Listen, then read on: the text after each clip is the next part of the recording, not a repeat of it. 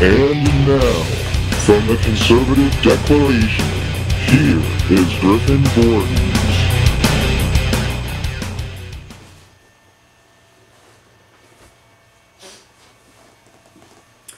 It's that time of year again when you hear a lot of wacko or misled Christians making outrageous claims such as, I'm going to vote for Barack Obama because he cares for the least of these people.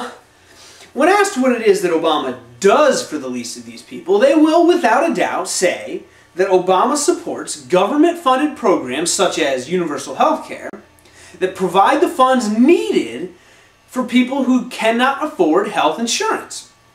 They will also without a doubt say that this is the Christian thing to do.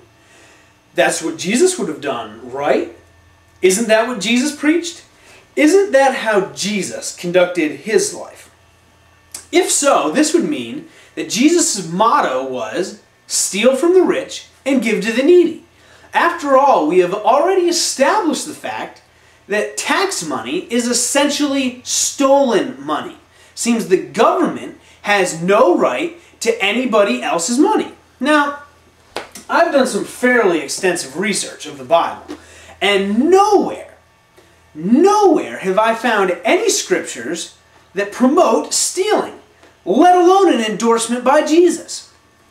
In fact, thou shalt not steal just so happens to be the 8th commandment.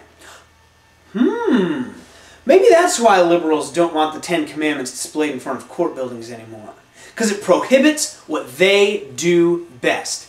Now, I said all that to say this. Jesus did not preach, steal from the rich and give to the needy. This whole concept comes from the fictional socialist preachings of Sir Robin Hood of Sherwood. His name alone defines what he does.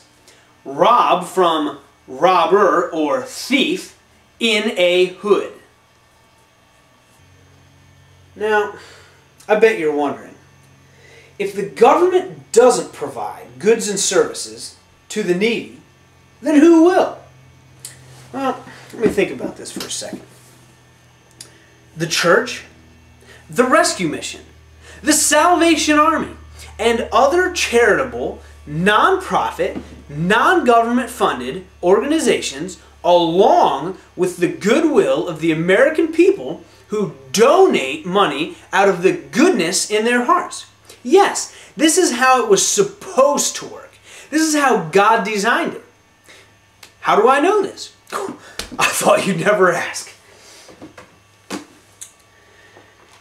Deuteronomy 14:18 says, be sure to set aside 1/10 of all your field's produce each year. They're talking about tithing.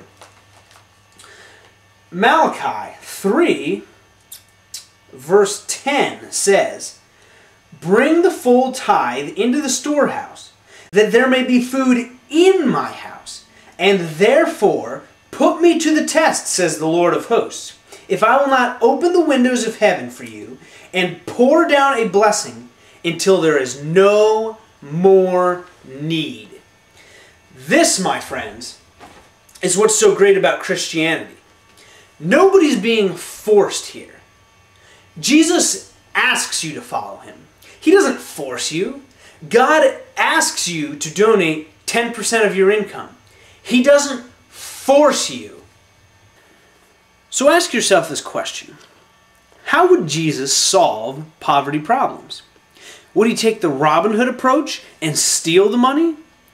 Or would he simply ask good men and women, like you and I, to voluntarily give a simple 10% of our earnings to the church or some other charitable organization? I think if Christians would start reading their Bible more seriously, they would come to the same conclusion I have. I'm Griff and Voorhees, and I approve this message.